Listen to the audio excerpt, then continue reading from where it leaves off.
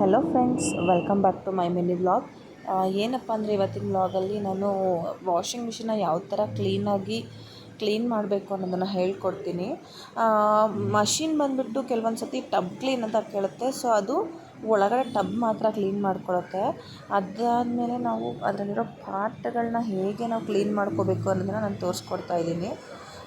Machine ಒಳಗಡೆ ನೋಡಿ, ನಾನಿದು ತೋರಿಸ್ತಾ ಇದ್ದೀನಲ್ಲ, ಅದೊಂದು ಪಾರ್ಟ್ ಬರುತ್ತೆ. ಅಲ್ಲಿ ತುಂಬಾ ಗಲೀಜು ಜಾಸ್ತಿನೇ ಇರುತ್ತೆ. ಏನಂದರೆ ಈ ನಾವು ಬಟ್ಟೆ ವಾಶ್ ಆಗೋದು ಚಿಕ್ಕ ಚಿಕ್ಕ ದಾರಗಳೆಲ್ಲ ಇರುತ್ತಲ್ಲ, ಅದೆಲ್ಲ ಅಲ್ಲಿ ಸೇರ್ಕೊಂಡಿರುತ್ತೆ.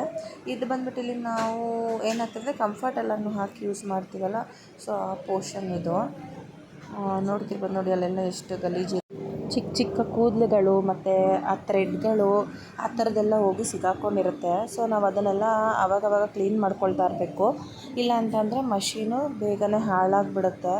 ಸೊ ಸಾವಿರಾರು ರೂಪಾಯಿ ಕೊಟ್ಟು ತೊಗೊಂಡು ಸಾವಿರಾರು ರೂಪಾಯಿ ಖರ್ಚು ಮಾಡಿ ಮತ್ತೆ ಸರ್ವಿಸ್ ಮಾಡಿಸೋ ಬದಲು ನಾವೇ ಮನೆಯಲ್ಲಿ ಇದನ್ನು ಆವಾಗವಾಗ ಮಾಡ್ಕೊಳ್ತಾ ಇರೋದ್ರಿಂದ ಮಷಿನ್ನ ಜಾಸ್ತಿ ದಿನ ನಾವು ಬಾಳಿಕೆ ಬರೋ ಥರ ನೋಡ್ಕೊಳ್ಬೋದು. ನೋಡಿ, ಇದು ಡಿಟರ್ಜೆಂಟ್ ಹಾಕ್ತೀವಲ್ಲ ಆ ಪಾರ್ಟಲ್ಲಿ ನೋಡಿ ಎಷ್ಟು ಗಲೀಜಾಗಿದೆ ಅಂತ ಹೇಳಿ. ನೋಡಿ ತುಂಬಾ ಗಲೀಜಾಗಿದೆ. ಸುತ್ತಲೂ ಅಷ್ಟೇ, ಅಷ್ಟು ಗಲೀಜಾಗಿದ್ದರೆ ಮಷೀನು ಬೇಗನೆ ಹಾಳಾಗಿಬಿಡುತ್ತೆ. ಸೊ ನಾವು ಅದಕ್ಕೆ ಏನು ಮಾಡಬೇಕಂದ್ರೆ ಆವಾಗವಾಗ ಕ್ಲೀನಾಗಿ ನಾವು ಮಷಿನ್ನ ಕ್ಲೀನ್ ಮಾಡ್ಕೋತಾ ಇರಬೇಕು.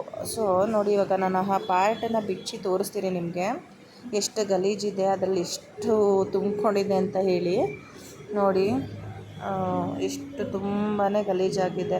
ಇದಿಷ್ಟೇ ಅಲ್ಲ, ಇನ್ನು ಅದನ್ನು ಮತ್ತೆ ಓಪನ್ ಮಾಡ್ಬೋದು. ಅದು ಓಪನ್ ಮಾಡಿದ್ರೆ ನೋಡಿ ಅದರೊಳಗಡೆ ಎಷ್ಟು ಗಲೀಜಿರುತ್ತೆ ಅಂತ ಹೇಳಿ.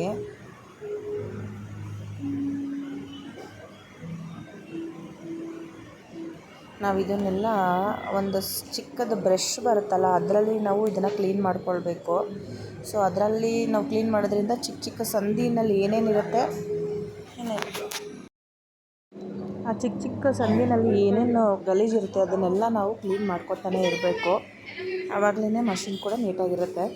ನೋಡಿ, ನಾನು ಇವಾಗ ಓಪನ್ ಮಾಡಿ ತೋರಿಸ್ತಾ ಇದ್ದೀನಿ. ಅದರೊಳಗೆ ಎಷ್ಟು ಗಲೀಜಿದೆ ಅಂದರೆ ನೀವೇ ನೋಡಿ ಶಾಕ್ ಆಗಿಬಿಡ್ತೀರ, ಅಷ್ಟು ಗಲೀಜಿದೆ.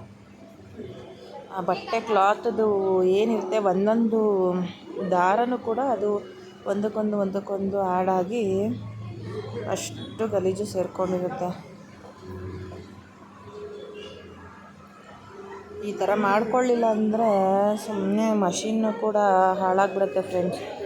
ನಾವು ಆದಷ್ಟು ಕ್ಲೀನಾಗಿ ಇಟ್ಕೋಬೇಕು. ನೋಡಿ ಎಷ್ಟು ಗಲೀಜಿದೆ ಅಂತ ತೋರಿಸ್ತಾ ಇದ್ದೀನಿ. ನೋಡಿ ಎಷ್ಟು ಸೇರಿಕೊಂಡಿದೆ ಅಂತ. ಅದು ನೋಡೋದಕ್ಕೂ ಒಂಥರ ಅಸಹ್ಯ ಅನಿಸುತ್ತೆ, ಆ ಥರ ಇದೆ. ಅದನ್ನೆಲ್ಲ ಕ್ಲೀನಾಗಿ ನಾವು ಆದಷ್ಟು ಕ್ಲೀನಾಗಿ ಇದು ಮಾಡ್ಬೇಕು. ನೋಡಿ ಎಷ್ಟು ಗಲೀಜು ಸೇರಿಕೊಂಡಿದೆ ಅಂತ ಹೇಳಿ. ಇದನ್ನೆಲ್ಲ ನಾವು ಕ್ಲೀನ್ ಮಾಡ್ಕೊಳ್ಳಿಲ್ಲ ಅಂದರೆ ತುಂಬಾ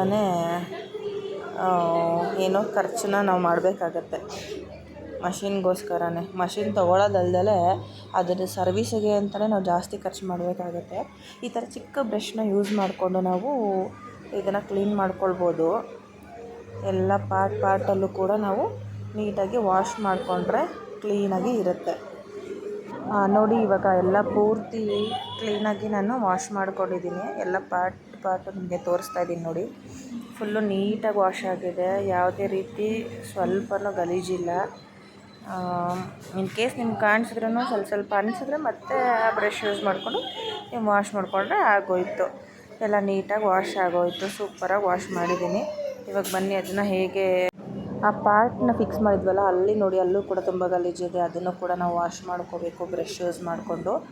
ಅಲ್ಲೂ ನೀಟಾಗಿ ವಾಶ್ ಮಾಡಿದ್ರೆ ಮಷಿನ್ನು ನೀಟಾಗಿರುತ್ತೆ. ಬಟ್ಟೆನೂ ಸ್ಮೆಲ್ ಬರಲ್ಲ, ನೀಟಾಗಿ ವಾಶ್ ಕೂಡ ಆಗುತ್ತೆ. ನಾವು ಈ ಥರ ಗಲೀಜು ಥರ ಅದನ್ನು ಇದು ಮಾಡಿಕೊಂಡು ಬಿಟ್ಕೊಂಡು ನಾವು ಬಟ್ಟೆನ ವಾಷಿಂಗ್ ಮಿಷಿನ್ಗೆ ಹಾಕ್ತಾನೇ ಇದ್ದರೆ ಬಟ್ಟೆ ವಾಶ್ ಜಾಸ್ತಿ ಕ್ಲೀನಾಗಿ ಆಗೋದು ಇಲ್ಲ. ಇನ್ನೊಂದೇನೆಂದರೆ ಬಟ್ಟೆ ಸ್ಮೆಲ್ ಬರೋದಕ್ಕೆ ಸ್ಟಾರ್ಟ್ ಆಗುತ್ತೆ. ಸೊ ಹಾಗಾಗಿ ಏನು ಮಾಡಬೇಕು, ನಾವು ಮಷಿನ್ಗಳನ್ನ ಆವಾಗವಾಗ ಕ್ಲೀನ್ ಮಾಡ್ಕೋತಾ ಇರಬೇಕು. ನೋಡಿ, ಆ ಪಾರ್ಟ್ ಫಿಕ್ಸ್ ಮಾಡ್ತೀವಲ್ಲ, ಅಲ್ಲೂ ಕೂಡ ನಾನು ವಾಶ್ ಮಾಡ್ಕೊಂಡಿದ್ದೀನಿ. ಎಷ್ಟು ಕ್ಲೀನಾಗಿ ಪಳ ಅಂತ ಹೊಳಿತಾ ಇದೆ. ಅದೇ ರೀತಿ ನೀವು ಕೂಡ ವಾಶ್ ಮಾಡ್ಕೊಳ್ಳಿ. ಸ್ವಲ್ಪನೂ ಗಲೀಜೇನೂ ಇಲ್ಲ. ಎಲ್ಲದನ್ನು ಚಿಕ್ಕ ಬ್ರಷ್ನ ಯೂಸ್ ಮಾಡಿಕೊಂಡು ಕ್ಲೀನ್ ಮಾಡ್ಕೊಂಡಿದ್ದೀನಿ. ಪರ್ಫೆಕ್ಟಾಗಿ ನೀಟಾಗಿ ಕ್ಲೀನಾಗಿದೆ. ಇದಿಷ್ಟೇ ಮಾಡಿದ್ರೆ ಸಾಲಲ್ಲ. ಇದಾದಮೇಲೆ ನಾವು ಈಕೋ ಟಬ್ ಕ್ಲೀನ್ ಅಂತ ಒಂದು ಆಪ್ಷನ್ ಇರುತ್ತೆ. ಸೊ ನಾವು ಟಬ್ ಕ್ಲೀನ್ ಮಾಡ್ಕೋತಾ ಇರಬೇಕು. ಒಂದು 15 ಡೇಸ್ ಅಥವಾ 20 ಡೇಸ್ಗಾದ್ರೂ ಇದನ್ನು ಮಾಡ್ತಾ ಇರಬೇಕಾಗತ್ತೆ. ನಾನು ಅದಕ್ಕೆ ಒಂದು ಟ್ಯಾಬ್ಲೆಟ್ ಥರ ಸಿಗುತ್ತೆ, ಅದನ್ನು ಕೂಡ ಯೂಸ್ ಮಾಡ್ಕೊಂಡು ವಾಶ್ ಮಾಡ್ಕೋಬೋದು. ಬಟ್ ನಾನೇನು ಮಾಡ್ತೀನಿ, ಲಿಕ್ವಿಡ್ನೇ ಹಾಕಿ ಟಬ್ ಕ್ಲೀನರ್ ಈಕೋ ಟಬ್ ಕ್ಲೀನಿಗೆ ನಿಲ್ಲಿಸ್ತೀನಿ. ಸೊ ಅದರಲ್ಲೇ ವಾಶ್ ಆಗುತ್ತೆ. ನನಗೇನು ಪ್ರಾಬ್ಲಮ್ ಆಗಿಲ್ಲ ಇದುವರೆಗೂ ಮಷಿನ್ದು. ಚೆನ್ನಾಗೇ ಇದಾಗಿದೆ. ಈ ವಿಡಿಯೋ ನಿಮಗೆ ಇಷ್ಟ ಆಗಿದ್ದರೆ ದಯವಿಟ್ಟು ಫ್ರೆಂಡ್ಸ್ ನನ್ನ ಚಾನಲ್ನ ಸಬ್ಸ್ಕ್ರೈಬ್ ಮಾಡ್ಕೊಳ್ಳಿ. ಲೈಕು ಕಮೆಂಟು ಶೇರ್ ಮಾಡೋದನ್ನು ಮರಿಬೇಡಿ. Thank you friends.